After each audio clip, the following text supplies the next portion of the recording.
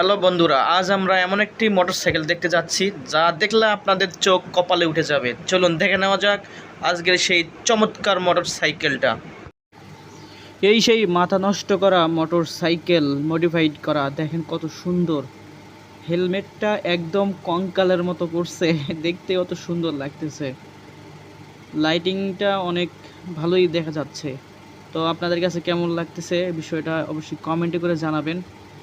আর কে কে এইরকম বাইক পাগল আছেন তারা একটু জানাবেন। আর তারা যদি চান যে এটা কিভাবে করা হয়েছে, কত টাকা খরচ পড়ছে, কি কি যন্ত্র রাখছে, আমি তাদেরকে বলতে পারি, তারা তাদের বাইকে সুন্দরভাবে মডিফাইড করতে পারবে। এইটা করলে একটু ব্যাটারি খরচ বেশি হবে, ব্যাটারিতে চার্জ থাকতে হবে, বেশি করে চার্জ দিতে হবে। জিনিসটা কিন্তু আসলে অনেক সুন্দর লাগতেছে। এই হচ্ছে বাইক রিভিউ একটা মজার বিষয় হচ্ছে, এই বাইকে যে কেউ বসলেই তাকে এমন একটা লুক দেখা যাবে, এমন হ্যান্ডসাম দেখা যাবে, মনে হবে যেন ভিলেন চলে আসছে। আসলে অনেক সুন্দর লাগবে।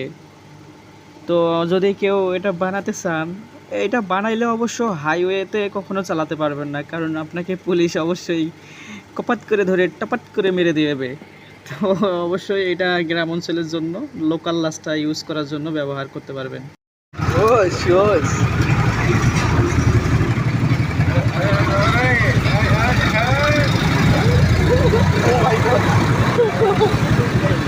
Oh my god. Iya tuh dari sana Allah mau masuk. Oh, betul hal ya. Kali kali.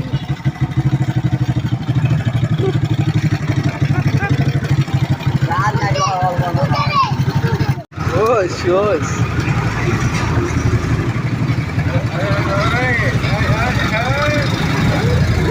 Oh my god. Oh my god. Iya tuh dari sana Allah mau masuk. Oh, betul hal ya. Kali kali.